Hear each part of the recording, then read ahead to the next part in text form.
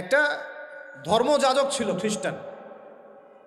আমাদের ইয়াং জেনারেশনের সমস্যা কি, তারা সামনে একটা কিছু দেখলে দৌড় দিয়ে ওখানে যাওয়ার চেষ্টা করে। ওরা বুঝে না কিন্তু আসলে এটা আসলো কোত্থেকে, কে চালু করলো, কোত্থেকে আসলো, কি অবস্থা। ওটা 270 সাল কি 90 সালের কথা, অনেক আগের কথা। ওখানে একটা সেন্ট বলে এরা, যে সেন্ট মার্টিন আপনারা বলেন, এটাও একটা ধর্মযাজকের নামেই। আপনারা তো অনেকে জানেনও না যে সেন্ট মার্টিন দিবসও আছে। সেন্ট মার্টিনও কিন্তু দিবস আছে, প্রত্যেক ধর্মযাজকের নামে পশ্চিমরা দিবস তৈরি করছে আর কি। সেন্ট মার্টিন দিবস কবে জানেন আপনারা? 11 নভেম্বর। কত তারিখ? 11 নভেম্বর। তা ওটা আবার পালন করতে যায় না। বললাম যে বলতে চাই নাই, তা বলে ফেললাম। তো প্রত্যেক সেইন্টের নামে ওরা এরকম করে একটা দিবস বানায়, ওদেরকে স্মরণীয় করে রাখার জন্য। কথা বুঝতে পারছেন?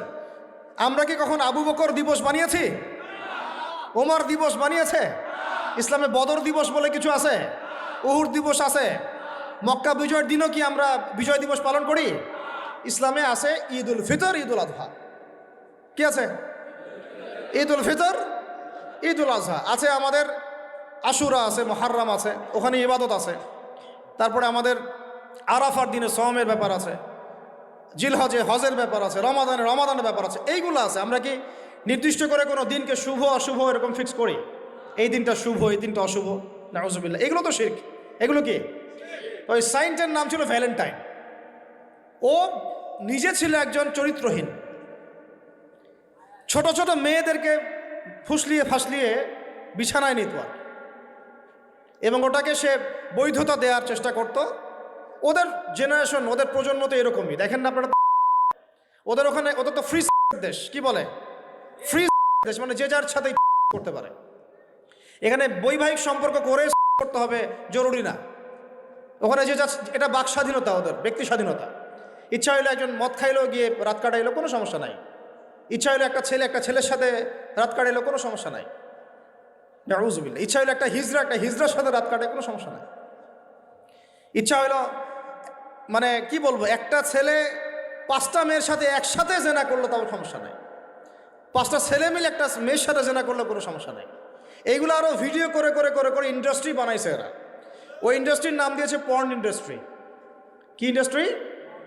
Porn industry. এগুলো যেগুলো অনলাইনে দেখানো হয়, এগুলো কোনোটা বাস্তব না, রিয়েল না, এগুলো শুটিং করা। এগুলো কি জাস্ট যেমন নাটক সিনেমা আপনারা দেখেন শুটিং করা, এগুলো কি বাস্তব? স্ক্রিপ্ট লেখা হয়, 10টা ক্যামেরা থাকে, লাইট ক্যামেরা অ্যাকশন, তারপর শুটিং শুরু হয়। ঠিক পর্ন ইন্ডাস্ট্রিটা এরকম একটা ইন্ডাস্ট্রি, এটা কোনো রিয়েল কিছু না। ওইটা সারা দুনিয়ার মানুষকে এরকম বেহায়াপনা নগ্নতা ছড়িয়ে দিয়ে ইন্টারনেটের মাধ্যমে প্রত্যেকটা দেশে দেশে পুরা দুনিয়া ছড়াই দিল। এই হলো এই সভ্যতা। ওই সভ্যতার এই ছিল সাইন্ট বলা হয়, মানে সেন্ট ধর্মযাজক। জেনা করত, এর বৈধতা দেওয়ার চেষ্টা করত। তো ওই সময়ে যে রাষ্ট্রপ্রধান ছিল, ওর নাম সম্ভবত ক্ল্যাডিয়াস না কি জানি হবে, আমার মনে নাই, অনেকদিন আগের পর। মেবি দ্বিতীয় ক্ল্যাডিয়াস হতে পারে, নামটা ভুলও হতে পারে, দেখে নিয়ে চেক করে। এ আবার ছিল একটু সৎ। এ দেখছে না, এগুলো তো চলবে না, এরকম ধর্মের নাম দিয়ে আপনি মেয়েদের সাথে এরকম করবেন, কি বলে নষ্টামি করবেন, এগুলো চলবে না। ওকে ধরে জেলখানায় ঢুকাইছে। জেলখানায় ঢুকানোর পরে একজন কারারক্ষী আছে, ওই কারারক্ষীর মেয়ে আবার অন্ধ, আর এ সাইন্ট আবার চিকিৎসকও ছিল, সে আবার ট্রিটমেন্টও করত, চিকিৎসকও ছিল। তো সে চিকিৎসা করে করে ওই মেয়েটার চোখ কিছুটা ভালো করে দেয়। পরে ওই মেয়ের সাথেও আবার জেনায় লিপ্ত হয়। এরপরে একে ফাঁসি দেওয়া হয়। এরও প্রায় 200 বছর পরে, 400 মনে হয় 90 সাল কি 93 সালের দিকে এসে ওই পরের জেনারেশনের কোনো এক রাজা, ওর নামও ভুলে গেছেন, এগুলো মনে রাখতেও চাই না, আসলে মনে রাখার বিষয়ও নয়। সে এসে ওই দিবসটাকে চালু করলো, যে সে একটা খুব বড় মস্ত প্রেমিক ছিল, মহাপুরুষ ছিল, মহাপ্রেমিক ছিল, তাকে স্মরণ করে রাখা উচিত, স্মরণীয় করে রাখা উচিত। ওই সময় থেকে যে 14 ফেব্রুয়ারি ভ্যালেন্টাইন্স ডে চালু হয়েছে। এরপরে ইউরোপের মধ্যে, শোনেন, ইউরোপের মধ্যে কয়েকটা দেশ ছাড়া কেউই এটাকে গ্রহণ করে নাই। ইতালিতে এই ঘটনাটা ঘটছে, স্বয়ং ফ্রান্সও এটা অনেক সময় গ্রহণ করে নাই। ফ্রান্সে 1779 সালের দিকে, 1779 সালের দিকে ফ্রান্স সরকার এটাকে নিষিদ্ধ করছিল। ওরাই মানে নাই, অস্ট্রিয়া হাঙ্গেরি মানে নাই, জার্মানি মানে নাই। এরা বলছে এইসব নষ্টামি আবার দিবস পালন করার কি আছে। ওরা কিন্তু মুসলিম ছিল না, অমুসলিম, তারাই মানে নাই। তারপরে মধ্যপ্রাচ্যের অনেক কান্ট্রি তো মানেই নাই, পাকিস্তানও মানে নাই, ইন্দোনেশিয়াও এটা হারাম ব্যান করছে, অনেক কান্ট্রি এটাকে ব্যান করে দিয়েছে। শুধু দুইটা কান্ট্রির কথা বলবো। কয়টা বলেন? দুইটা কান্ট্রি।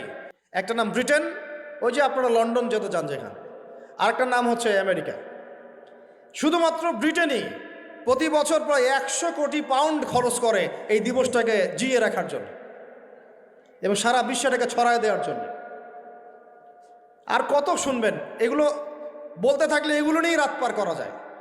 মূল কথাটা হচ্ছে এটা আসলে থাকে, কিন্তু সভ্যতার অনেক বড় বড় রাষ্ট্র এটা গ্রহণ করে নাই, গ্রহণ করে নিয়েছে তোমরা যুবক ছেলেরা, যুবতী মেয়েরা গ্রহণ করলা, তোমরা যারা মুসলিম কান্ট্রির ছেলে মেয়েরা গ্রহণ করলা, তোমরা যারা আল্লাহ তোমাদেরকে মুসলিম পরিবারে জন্ম নেওয়ার তৌফিক দিয়েছিলেন গ্রহণ করলো কারা? যারা উম্মতে মুহাম্মাদি বলে দাবি করে। চিন্তা করা যায়।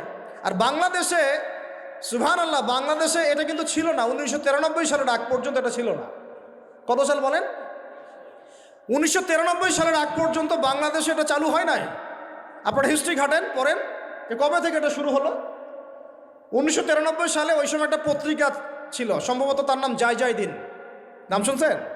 ওর একটা সম্পাদক ছিল, তার নাম হচ্ছে শফিক রহমান। কি রহমান? অনলাইনে ঘাটেন, দেখেন পাবেন। এ লন্ডনে থাকতো, ওখানে পড়াশোনা করছে, ওখানকার কৃষ্টি কালচার শিখে এসে 1993 সালে প্রথম বাংলাদেশের মাটিতে এইভাবে ঢাকঢোল পিটায় এই বিশ্ব ভালোবাসা দিবস চালু করা হলো, যার মধ্য দিয়ে এই কাজগুলো এখন হচ্ছে। কত সালে? 1993। এই যে ইয়াং জেনারেশন কেউই জানে না, এগুলা ছুটতেছে, একটার পিছনে ছুটতেছে। আমাদের ইয়াংদের মূল প্রবলেম এটা, একটা সামনে কিছু দেখলেই দৌড় দেওয়া শুরু করো, আর দাঁড়াও রে ভাই, দেখো এটা কার, কোত্থেকে আসছে, এর সাথে আমাদের কোনো সম্পর্ক আছে কিনা, এটা আমাদের সংস্কৃতি কিনা, এটা করলে আল্লাহ আবার আমাকে ধরবে কিনা, রসুল আবার আমার উপর রাগ হবে কিনা কিয়ামতের মাঠে, আমার আমল নামে আবার গোনা জমাবে কিনা, এগুলো হিসাব আমি কেমন করে দিব, এই চিন্তা করতে হবে না? তুমি তো ভাই মুসলিম পরিবারের যুবক, মুসলিম পরিবারের যুবতী, তোমাদের দ্বারা তো এটা আশা করা যায় না। অন্যরা করে করুক, সেটা না হয় আলাদা বিষয়, আমরা ওগুলো দেখতেও চাই না কে কী করে। 1993-তে এটা বাংলাদেশে আসে, আবার বাংলাদেশে আবার ডাবল জাহেলিয়াত আসছে। কীরকম? যেটা আবার অন্য কান্ট্রিতে আসে না। বাংলাদেশে এই দিনে আবার আরও একটা দিবস একসাথে, ওটার নাম পহেলা ফাল্গুন। কি নাম বলেন? এই দুইটা মিলে এখন উদযাপন হবে কালকে থেকে। তো এই উদযাপন করতে আপনাদের সাগর পারে সব ভিড় জমায় ফেলছে, হোটেল সব বুকড, 3 গুণ 4 গুণ ভাড়া। মাশাআল্লাহ, আপনারাও তো যারা হোটেল মালিক আছেন এই সুযোগ লুফে নিচ্ছেন। হ্যাঁ, ব্যবসা বেশি হবে, তারপরে খাওয়া দাওয়ার হোটেলের প্রাইস বেশি হবে। শোনেন, একটা হারামকে কেন্দ্র করে যা কিছু অর্জন করবেন সব হারাম। একটা হারামকে কেন্দ্র করে যা কিছু অর্জন করবেন আপনি সবই হারাম। বরং এখন আপনার